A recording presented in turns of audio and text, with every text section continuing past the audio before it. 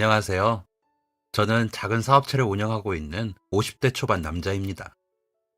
저는 부유한 집안에서 나고 자랐어요. 부족함 없는 삶을 살았고, 원하는 것은 무엇이든지 얻을 수 있었습니다. 지금은 아니지만, 제가 어렸을 때만 해도 과일이 귀했어요.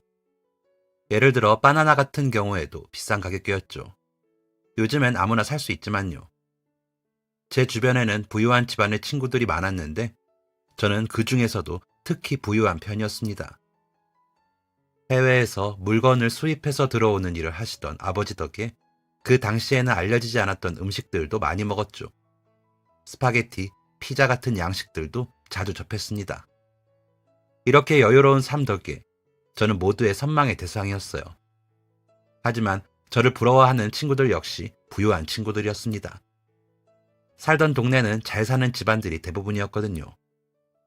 그래서 저는 제가 다른 친구들에 비해 좀 더 잘 사는 것뿐이라고 생각했고, 제 친구들의 생활이 평범한 것인 줄로만 알았습니다. 저희 아버지는 사업적으로 성공한 분이셨지만 딱 한 가지 부족한 것이 있었어요. 바로 학력이었죠. 저는 아버지를 충분히 존경했지만 아버지는 자신이 국민학교밖에 나오지 않았다는 것에 부끄러움을 가지고 있으셨어요.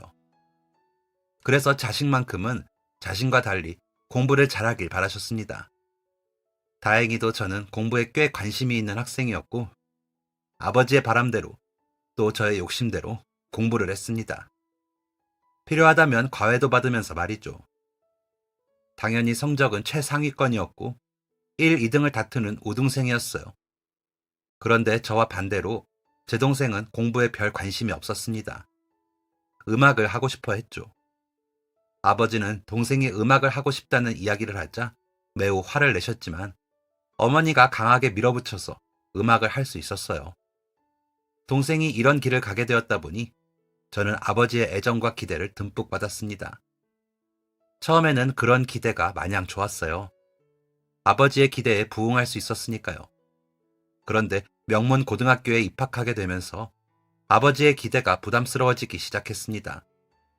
아무리 공부를 해도 한계가 느껴졌고 선천적인 천재로 느껴지는 친구들이 수도 없이 많았거든요.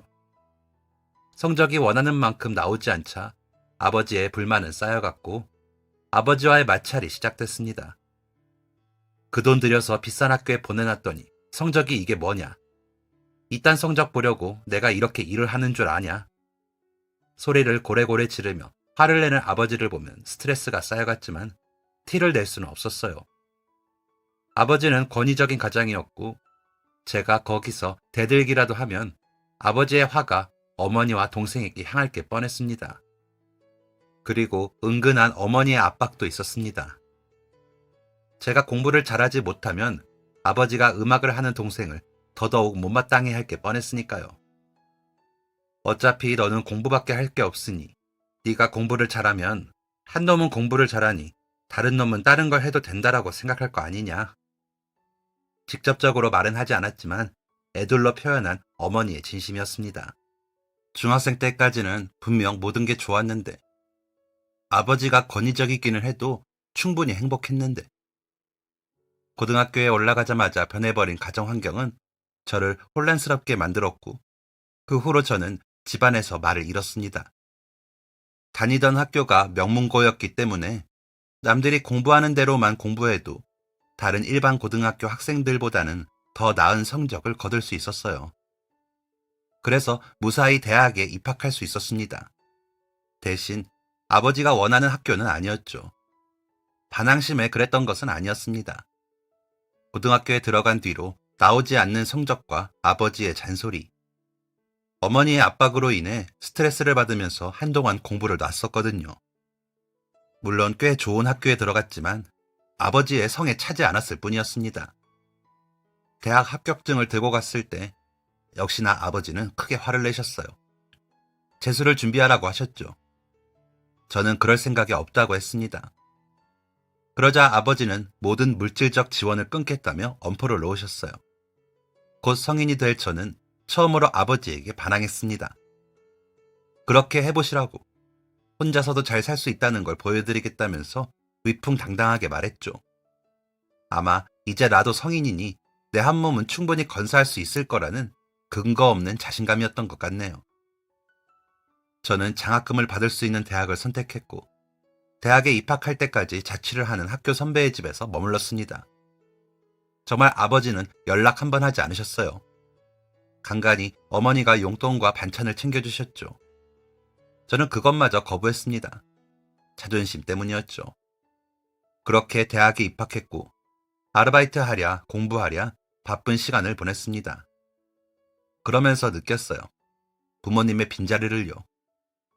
대학도 졸업하지 않은, 군대도 다녀오지 않고 갓 20살이 된 제가 유복했던 지금까지의 삶을 이어갈 수 있을 리가 없었습니다.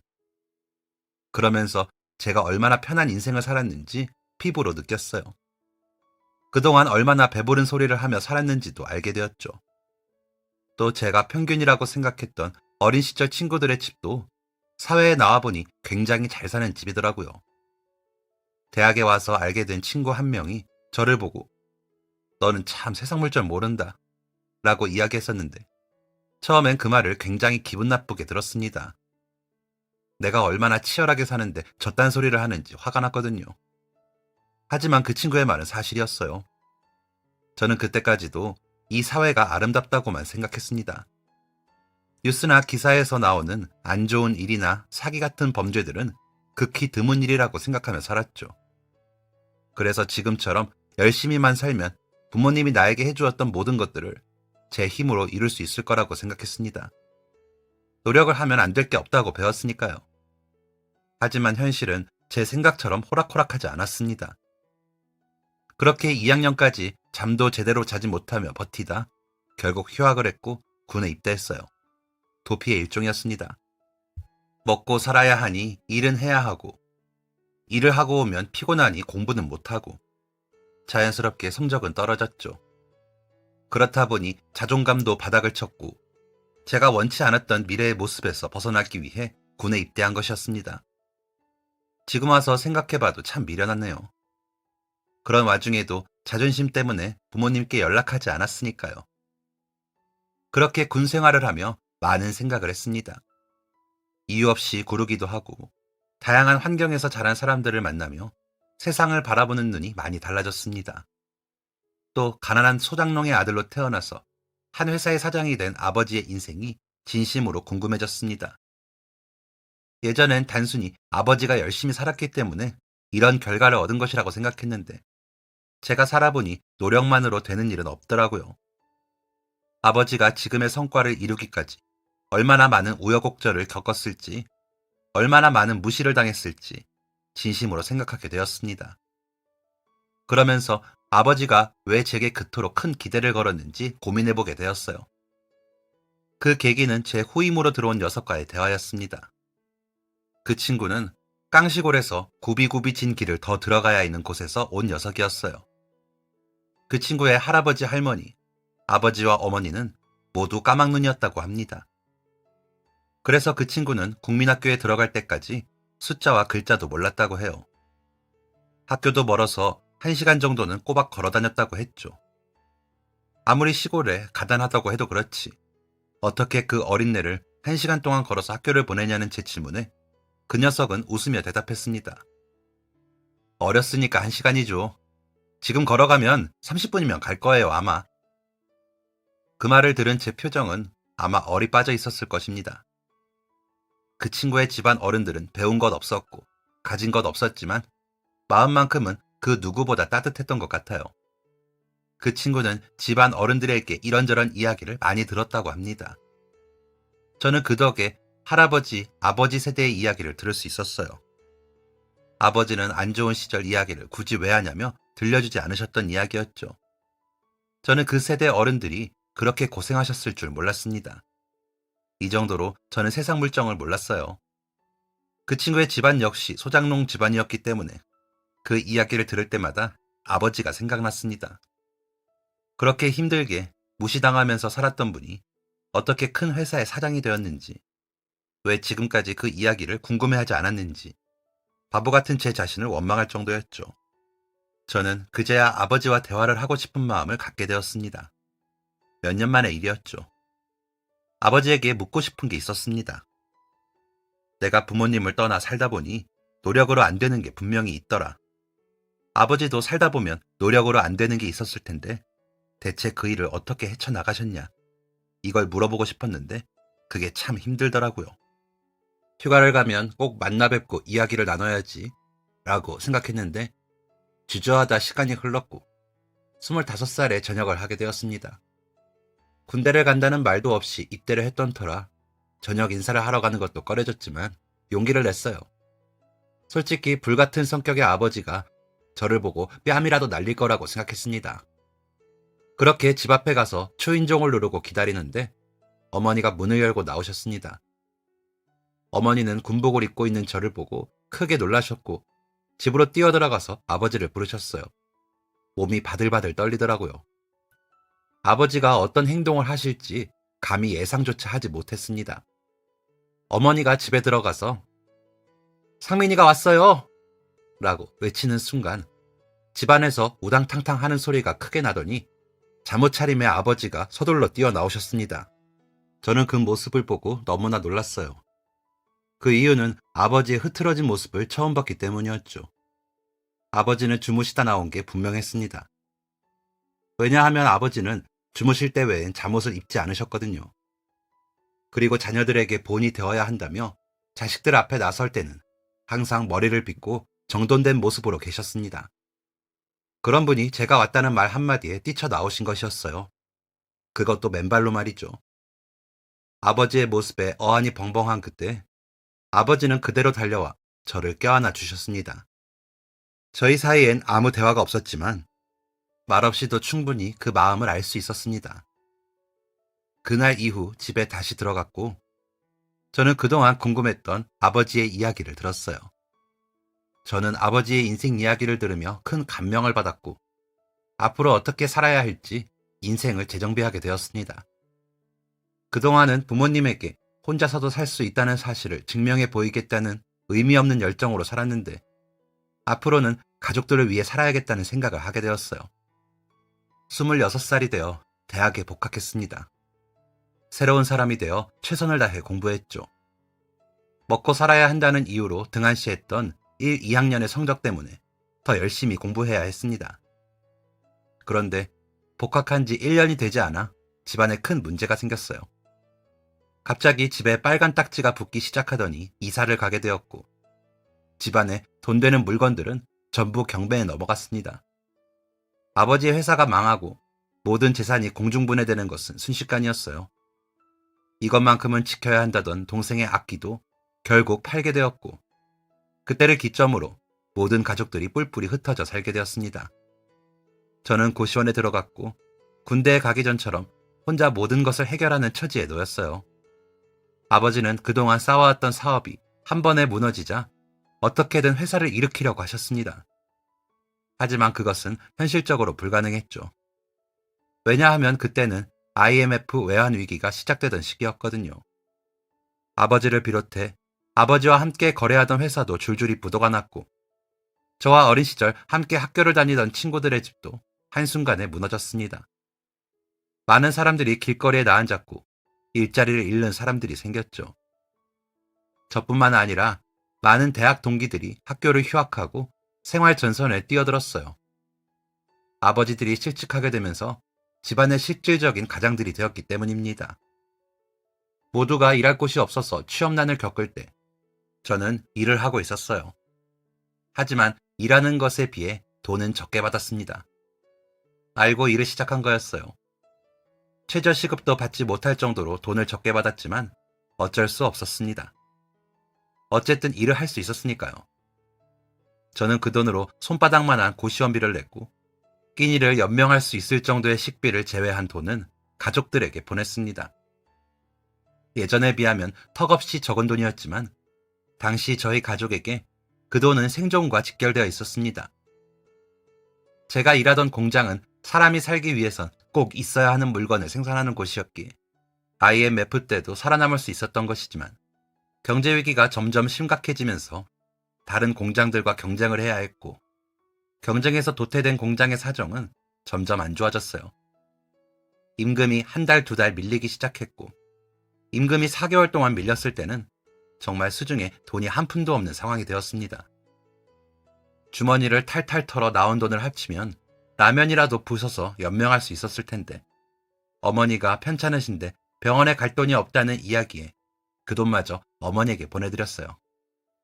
그러고 나니 한 푼도 안 남더라고요. 설상가상으로 고시원 사장님마저 찾아와서는 월세를 독촉하기 시작했습니다. 어려운 사정이었지만 단 한 번도 월세를 밀린 적 없던 저였습니다.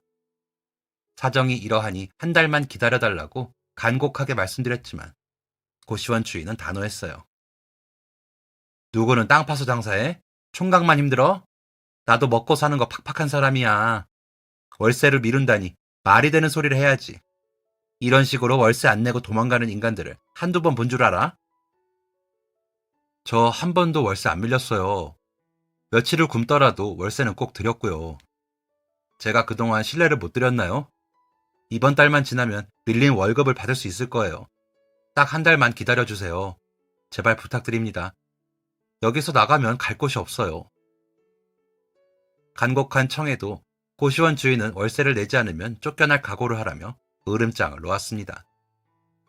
도움받을 곳 하나 없이 4일 동안 물만 마시면서 굶었어요. 아무데도 가지 않고 방 안에 틀어박혀 쫄쫄 굶었습니다.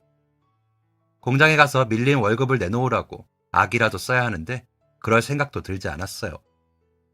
대체 왜 이런 일이 나에게 생겼을까? 라는 생각을 하면서 현재 상황과 세상에 대한 불만을 키웠고 사정을 봐주지 않는 집주인에게도 원망스러운 마음이 들었습니다. 사장님도 상황이 이러하니 어쩔 수 없을 거야 라며 이해하려 했던 마음도 깡그리 사라지고 사장님 또한 원망스러웠습니다. 배가 고픈 상태에서 부정적인 생각만 하다 보니 극단적인 생각까지 하게 되더라고요. 저는 힘이 하나도 없는 상태로 일어나 비척비척 밖으로 향했습니다. 그 와중에 마주친 집주인은 월세 낼 날이 일주일밖에 남지 않았다며 날카롭게 말하더라고요. 저는 대꾸도 하지 않고 한강으로 향했어요. 그렇게 쭉 걸어가고 있는데 빗방울이 하나씩 떨어지더라고요. 운도 지질이 없지. 끝까지 재수가 없구나. 잘 살아보려고 노력한 지 얼마 되지도 않았는데 인생 한번 기똥차다 라고 생각하며 눈앞에 있는 공중전화 부스에 들어갔습니다. 부스에 등을 기대고 빗방울이 후두둑 떨어지는 것을 보고 있자니 정신이 조금 깨는 것 같더라고요. 그때 눈에 들어온 게 공중전화 옆에 있는 120원이었습니다. 그 돈을 보니 갈 땐 가더라도 제 흔적을 조금이라도 남기고 싶은 마음이 들더라고요. 그래서 수화기를 들고 친구들에게 전화를 걸었어요. 차마 가족들에게는 연락을 할 수가 없었습니다. 전화번호를 외우고 있는 친구들에게 순서대로 전화를 걸었지만 아무도 제 전화를 받지 않았어요. 마지막 희망이었던 친구조차 전화를 받지 않자 정말 모든 게 끝난 것 같았습니다. 그리고 동전을 내려 주머니에 넣는데 꼬깃꼬깃한 손바닥만한 종이가 만져지더라고요. 꺼내어보니 그건 공장에서 일할 때 만났던 동료의 전화번호였습니다. 함께 일을 하면서 가까워진 친구였는데 그 친구가 공장을 옮기게 되면서 저에게 연락처 하나를 남겨준 것이었죠. 사는 게 바빠서 까맣게 잊고 있었는데 마지막 순간을 맞이하기 직전에 그 친구가 떠올랐던 것이었어요. 저는 크게 심호흡을 하고 번호로 전화를 걸었습니다. 심호흡이 길어질수록 초조한 마음이 들었어요. 이 친구도 전화를 받지 않을 거라는 판단이 들어 수화기를 내려놓으려는 찰나 친구의 음성이 전해졌습니다. 여보세요? 저는 순간 얼어붙었어요. 저기요? 누구세요? 저는 떨리는 목소리로 친구에게 말했습니다. 나 상민인데. 친구는 깜짝 놀라 저에게 안부 인사를 물었습니다. 한동안 연락이 없어서 잊어버린 줄 알았는데 이렇게 목소리 들으니까 반갑다. 잘 지내지? 친구의 말에 도무지 대답을 할 수가 없었습니다. 잘 지내는 것도 아니었고 전화를 걸게 된 배경도 좋은 이유가 아니었으니까요. 친구는 이상한 낌새를 느꼈는지 제게 정말 괜찮은 것이냐고 몇 번이나 물었습니다. 어떤 대답으로 말을 돌려야 할지 고민했는데 답이 떠오를 리 없었어요. 애초에 무슨 말을 하려고 전화한 게 아니었거든요. 무작정 건 전화에 무슨 할 말이 있었겠어요. 그리고 이 친구도 힘들게 사는 걸 뻔히 아는데 제 힘든 이야기를 꺼내는 게 어려웠습니다. 그러는 사이에 친구는 계속해서 제 근황을 물었고 통화요금은 조금씩 깎이고 있었어요. 결국 저는 급한 마음에 이렇게 말했습니다. 사실 내가 배가 너무 고파. 이렇게 말해놓고 눈을 질끈 감았어요. 속으로 이렇게 생각했죠. 이 멍청아, 겨우 한다는 말이 이거냐? 친구가 욕을 하고 끊을 수도 있어도 원망할 게 없다고 생각했어요. 아무리 배가 고파도 그렇지. 어렵게 사는 친구에게 오랜만에 전화해서 하는 말이 이거라니 자존심도 상했고 슬펐습니다. 무엇보다 배가 너무 고팠어요. 그런데 친구의 반응은 제 예상과 달랐습니다. 이거 지금 무슨 말을 하는 거야? 라며 날카롭게 반응할 거라는 제 생각과는 달리 친구는 차분하게 이렇게 말해주었어요. 너 지금 어디야? 친구의 부드러운 음성은 집주인에게 욕먹고 월급도 밀리고 벼랑 끝에 서 있던 제 감정을 터뜨렸습니다. 저는 생각할 겨를도 없이 엉엉 울면서 이렇게 말했어요. 형민아, 배가 너무 고파. 밥 좀 사줘. 나 진짜 배가 너무 고파. 사흘 동안 아무것도 못 먹었고 배고프다고 말할 사람이 아무도 없어. 누군가에겐 하고 싶었던, 애써 숨겼던 서러운 감정이 터져나오는 순간이었죠. 형민이는 당황한 기색도 없이 저에게 어디냐고 물었습니다. 그러면서 절대 아무데도 가지 말고 거기에 가만히 있으라고 말했죠. 그 사이에 빗줄기는 거세졌고 저는 전화 부스 안에 쭈그리고 앉아 하염없이 눈물만 흘렸습니다. 그 와중에 목이 타고 배가 고파서 쏟아지는 빗물을 받아먹기도 했죠. 나올 눈물도 없어 퉁퉁 부은 눈으로 허공만 보고 있는데 멀리서 누군가 폭포처럼 쏟아지는 비를 뚫고 우비를 입은 채 달려오는 게 보였습니다. 그 사람은 두리번거리더니 이내 저를 발견하고 제 쪽으로 뛰어왔어요. 바로 형민이었습니다. 형민이는 제 모습을 보더니 많이 놀랐는지 21번 고르고는 제게 우산 하나를 건네주었어요. 그리고 절 분식집으로 데려갔죠. 형민이는 말없이 김밥 한 줄과 라면을 주문했습니다. 인사를 하지도 안부를 묻지도 무엇을 먹을지도 묻지도 않고 말이죠. 아마 저를 배려해서였던 것 같습니다. 저는 자존심도 없이 형민이가 주문해준 음식을 허겁지겁 해치웠어요. 라면과 김밥이 사라질 때마다 아쉬운 마음이 들었죠. 그게 보였는지 형민이는 김밥을 한 줄 더 주문해주기도 했습니다. 그렇게 먹고 나니 허기가 사라지고 제가 지금 무슨 행동을 저질렀던 건지 보이기 시작했어요. 스스로 생을 마감하기 위해 한강으로 발걸음을 옮기고 친구들에게 전화를 걸고 같은 곳에서 일하며 잠깐 친했던 동료에게 전화를 걸어 밥까지 얻어먹었으니까요. 얼굴이 빨개졌고 부끄러웠습니다. 무슨 말로 변명을 해야 할지, 어떻게 고맙단 말을 전해야 하는지 감도 안 잡히더라고요. 형민이는 어쩔 줄 몰라 하는 저를 두고 계산을 마쳤고 식당 앞에서 제게 무언가를 건넸습니다. 받아든 그것은 다름 아닌 돈이었어요. 꼬깃꼬깃하게 접힌 돈을 펴서 곱게 접어 건네준 것이었죠. 형민이는 잠깐 기다리라는 말을 하며 속 주머니까지 털어 동전 몇 개를 주었습니다. 그렇게 받은 돈은 9,500원이었어요. 구겨져 있는 지폐를 보며 직감했습니다. 이 돈은 형민이가 지금 당장 수중에 가지고 있는 돈 전부일 것이라는 걸요. 제가 아무리 힘들어도 그렇지 그 돈을 어떻게 받을 수 있겠어요. 저는 제 돈에 쥐어진 돈을 거의 던지다시피 형민이에게 돌려주었습니다. 야, 내가 이걸 어떻게 받아? 형민이는 자신의 손에 돌아온 돈을 다시 저에게 돌려주며 이렇게 대답했어요. 고작 9,500원이야. 이것밖에 못 줘서 미안하다. 저는 발을 동동거리며 형민이에게 돈을 돌려주려 했습니다. 그러자 형민이는 나중에 이자 쳐서 갚으면 되잖아. 나는 당장 필요 없는 돈이니까 너 가져가. 라고 말해주었어요. 단호하게 자신에게 필요 없는 돈이라고 하길래 솔깃한 마음이 들었습니다. 정말 이 정도 여유는 되는 건가? 라는 생각이었죠. 제가 멈칫하는 걸 느꼈는지 형민이는 곧장 자리를 떴습니다. 멍한 표정으로 형민이의 뒷모습을 보고 있는데 갑자기 형민이가 몸을 돌려서 저에게로 뛰어왔어요. 그러고는 이 말 한마디를 남겼죠. 그 돈 갚을 때까지 절대 딴 데 가지 마. 이 말은 어떤 순간이 와도 극단적인 선택만큼은 안 된다는 형민이의 조언이었습니다. 형민이가 아무것도 묻지 않고 찾아와서 밥을 사준 것도, 주머니를 탈탈 털어 모든 돈을 저에게 건네준 것도 제 어두운 표정 뒤에 있는 저의 암담한 현실을 보았기 때문이었을 것입니다. 그렇게 형민이는 떠났고 그곳에 덩그러니 남겨진 저는 한참 동안 움직이지 못했습니다. 여러 가지 생각이 교차했어요. 나는 왜 이렇게까지 치열하게 살아남으려 하는 것인가? 이렇게 살아서 내가 얻을 수 있는 건 무엇인가? 이렇게 열심히 산다고 내 상황이 변할 수 있을까 등등. 애써 외면하려 했던 현실적인 문제들을 차근차근 짚어보기 시작했죠. 아무리 생각해도 답은 나오지 않았지만 저는 몸을 돌렸어요. 모든 것을 훌훌 털어버릴 수 있을 한강 둔치가 아닌 초조함과 차가움, 실망감만이 가득한 고시원으로 돌아간 것입니다.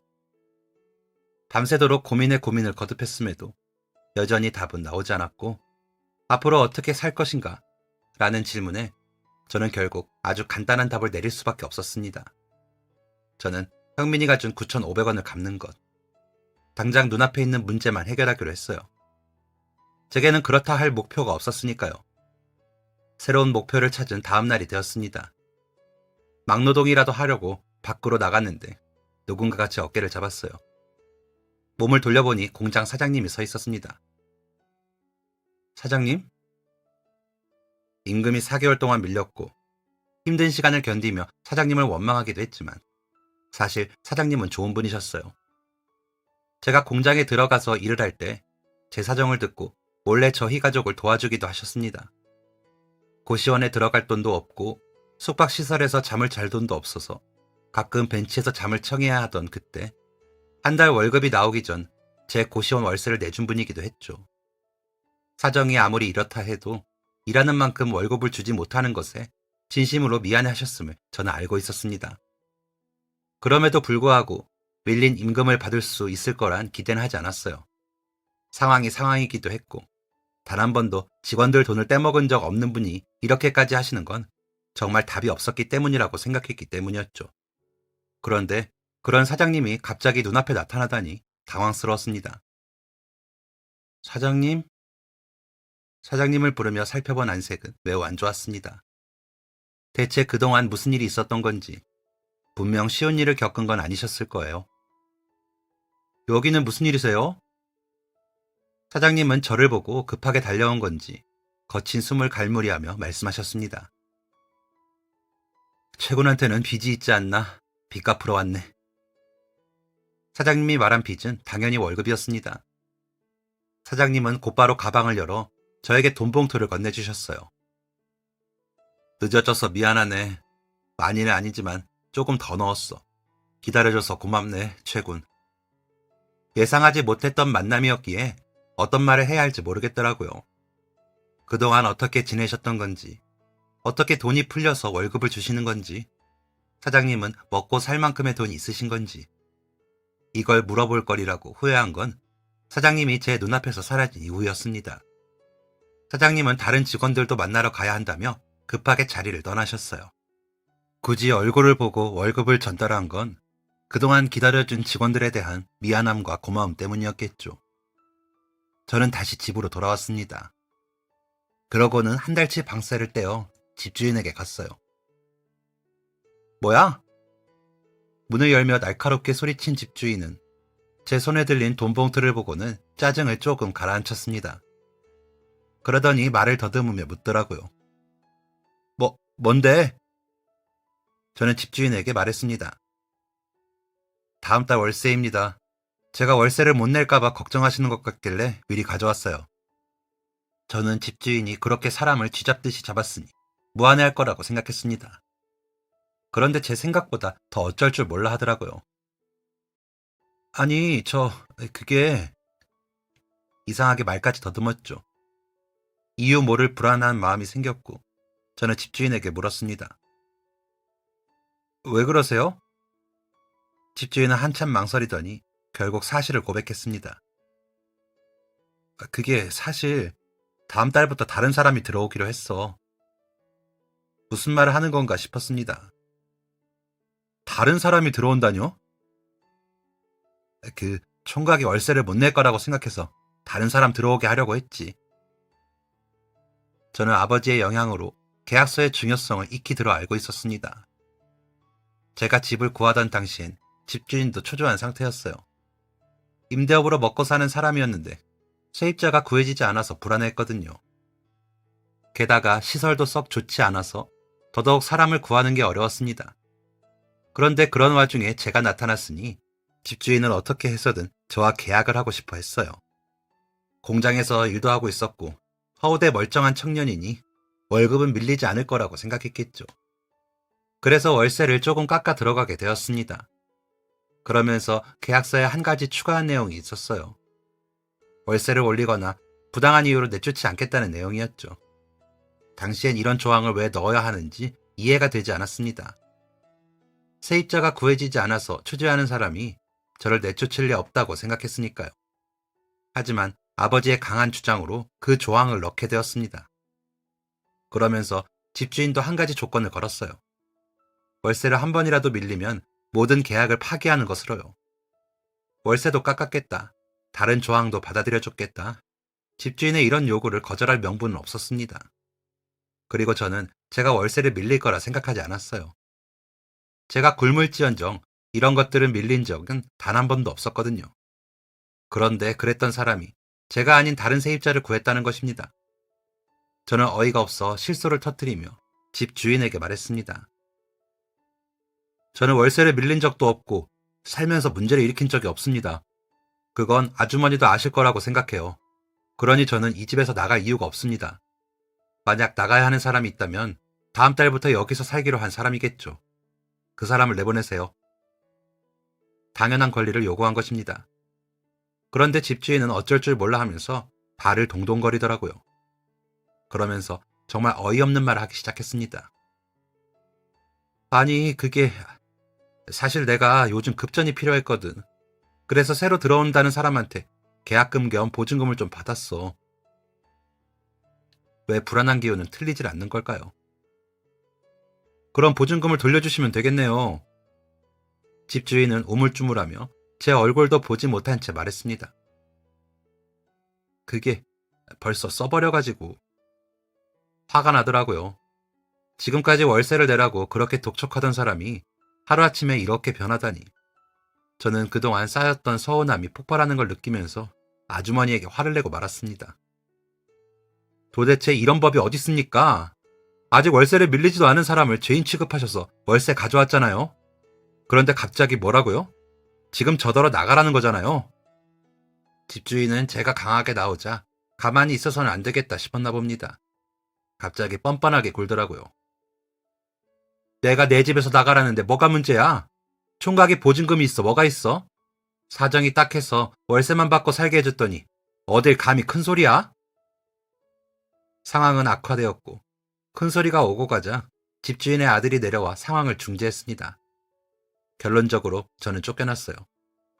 저는 그때 처음으로 내 집 장만의 꿈을 꿨습니다.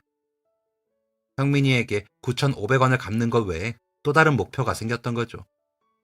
지금 와서 생각해보면 집주인에게 감사해야 하는 게 아니냐는 우스운 생각도 듭니다. 얼마 되지도 않는 짐을 가지고 나와 공원 벤치에 쭈그려 앉아 어떻게 해야 하나 고민하다 집에 전화를 걸었습니다. 아버지와 동생은 각각 먼 지역에 일을 하러 갔고 집에는 어머니 혼자 계셨죠. 신호 연결음이 끊기고 어머니의 목소리가 들렸습니다. 목소리가 더 안 좋아지셨더라고요.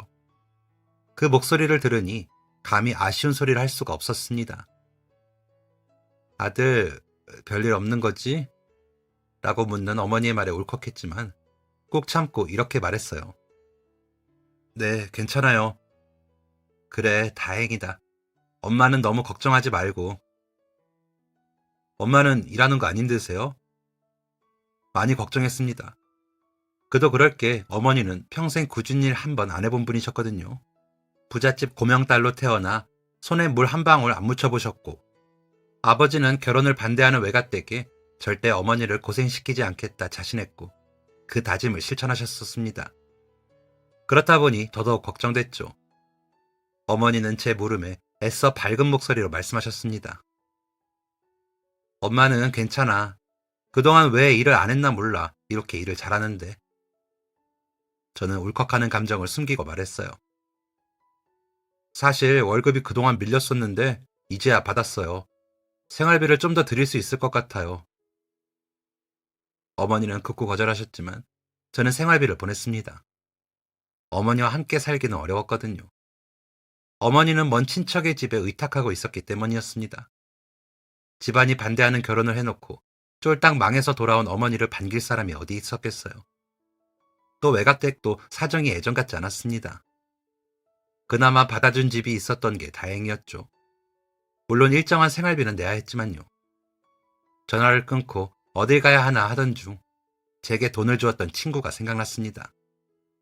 형민이 집에서 머물겠다는 생각은 아니었어요. 그냥 돈이 생겼으니 얼른 갚아야 한다는 생각이었죠. 그래서 형민이에게 다시 연락을 했습니다. 제 연락을 받은 형민이는 적잖이 놀란 듯 했어요. 지금 바로 돈을 갚을 수 있다고 하니 제 사정이 나아진 것에 안도하면서도 의아해했습니다.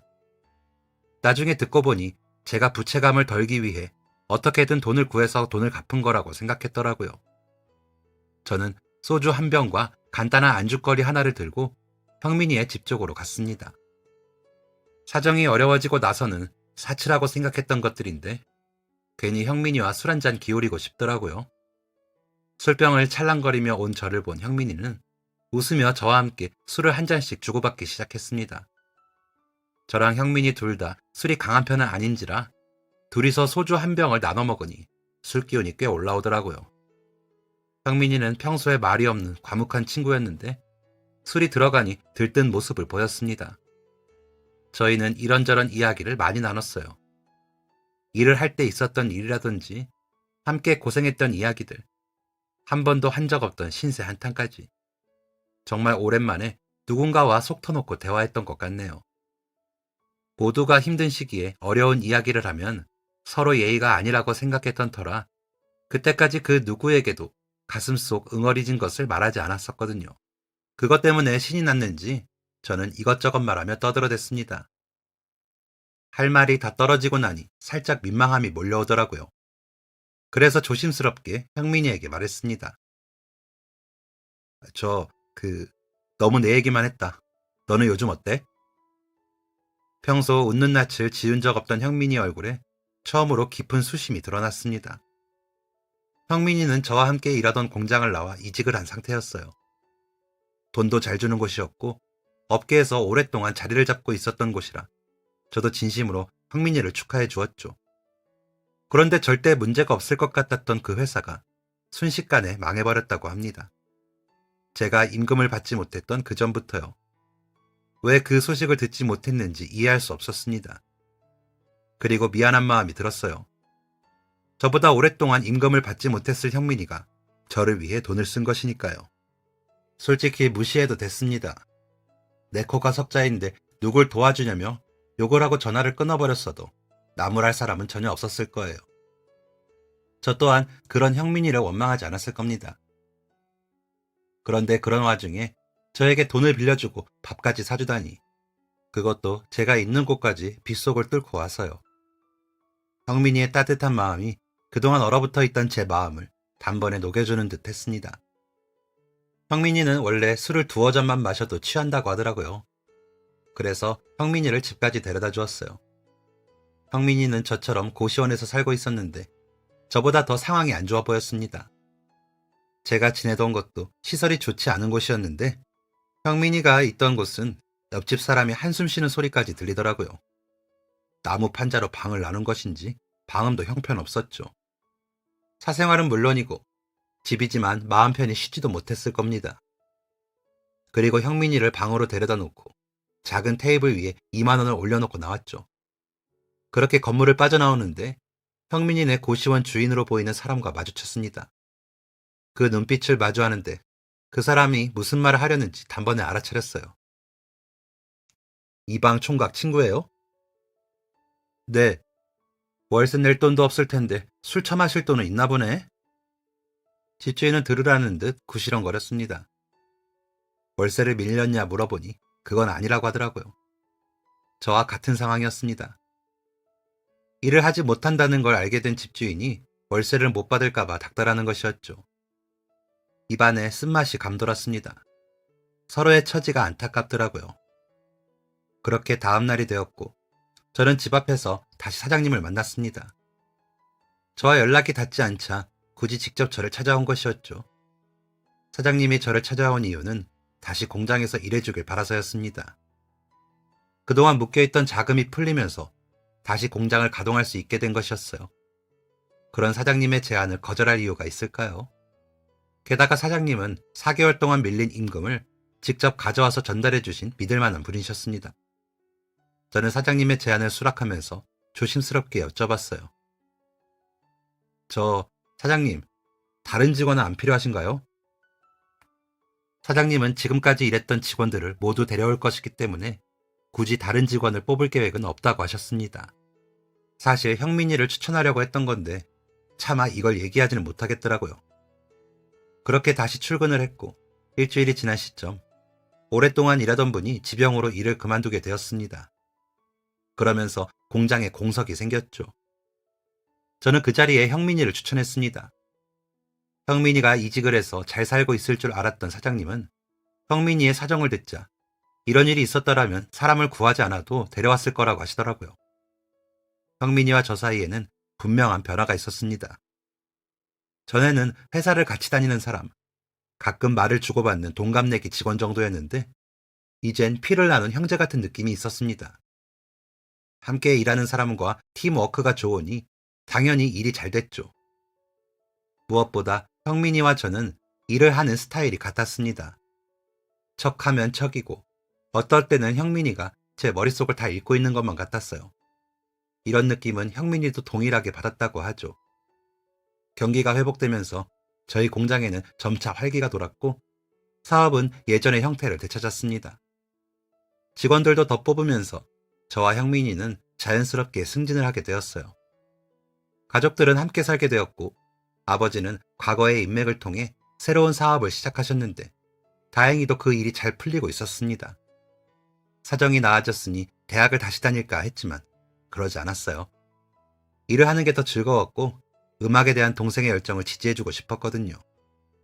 또 공부가 세상의 다는 아니라는 것을 알고 자신의 결핍을 저에게서 채우려 했던 것을 깨달은 아버지도 제가 계속해서 일을 하는 걸 지지해 주셨습니다. 저는 사장님의 신뢰를 안고 여러 가지 일을 진행하며 사업을 넓혀갔고 그 과정에는 항상 형민이가 함께였습니다. 그리고 아버지의 도움도 컸어요. 예전 같진 않지만 어쨌든 아무것도 없는 상태에서 대단한 사업체를 꾸리셨던 분이었으니까요. 아버지의 진심 어린 조언과 아버지로부터 보고 배운 현실적인 감각은 제가 일하던 공장의 규모를 넓히는데 큰 도움을 주었습니다. 처음엔 무슨 공장이라고 불렸던 저희 회사는 번듯한 이름을 가지게 되었고 공장에서 물건을 생산하는 것 외에도 사업을 시작하게 되었습니다. 그렇게 회사가 승승장구하던 때 갑작스러운 문제가 생겼어요.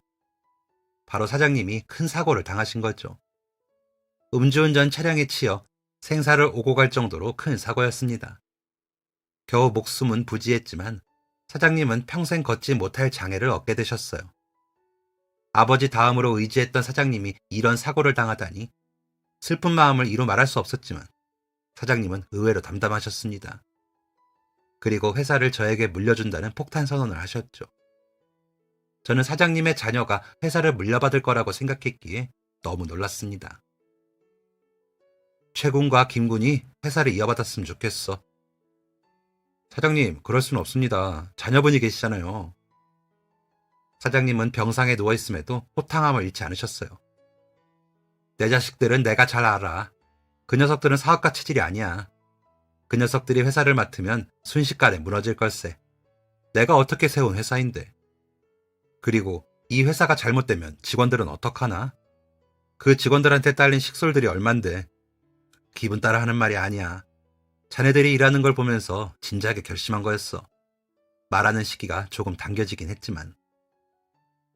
결국 저희는 사장님의 뜻대로 하기로 결정했습니다. 이후에도 사업은 계속해서 승승장구했어요. 일이 잘 풀리니 삶의 여유가 생겼고 어느 날은 형민이가 연애를 한다는 이야기를 듣게 되었습니다. 말이 연애지 결혼할 때가 되니 말하더라고요.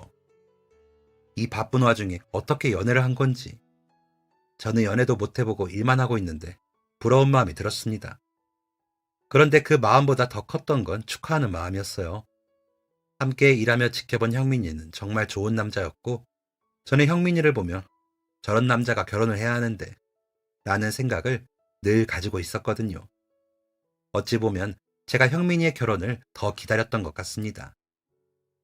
그렇게 결혼식 이틀 전, 저는 서류 봉투 하나를 꺼냈습니다. 그리고 사무실 한쪽에 있는 금고를 열었죠.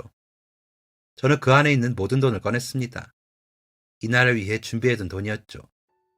총 액수는 950만 원. 형민이에게 전달해줄 축의금이었습니다. 형민이가 저에게 빌려주었던 9,500원에 대한 값이었어요.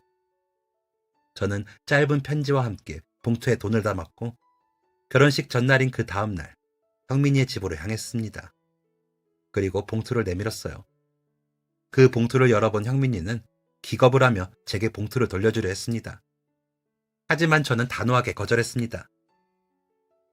이자 붙여서 갚으라고 한 건 너야. 난 하라는 대로 했다. 그럼에도 불구하고 부담스러워하자 저는 나도 언젠간 결혼할 거다 라는 말로 형민이를 설득했습니다.